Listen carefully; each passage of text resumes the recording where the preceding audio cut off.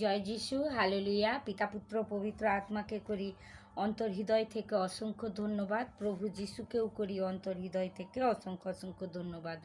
সকল সমাদর, মহিমা, প্রশংসা, গৌরব তোমাকে জানাই।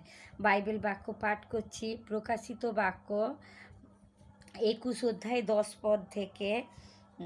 পরে তিনি আত্মাতে আমাকে এক উচ্চ মহাপর্বতে লইয়া গিয়া পবিত্র নগরী জেরুসালেমকে দেখাইলেন। সে স্বর্গ হইতে ঈশ্বরের নিকট হইতে নামিয়া আসিতেছিল। প্রভু তার আপন বাক্য দ্বারায় আমাদের প্রত্যেককে আশীর্বাদ করুন।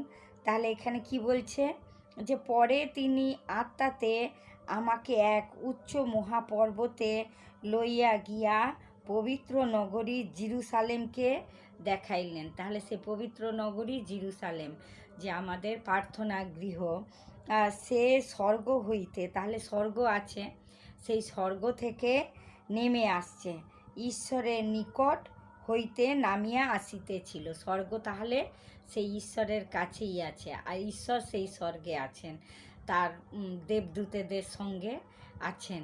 প্রভু তার আপন বাক্য দ্বারায় আমাদের প্রত্যেককে আশীর্বাদ করুন। জয় যিশু।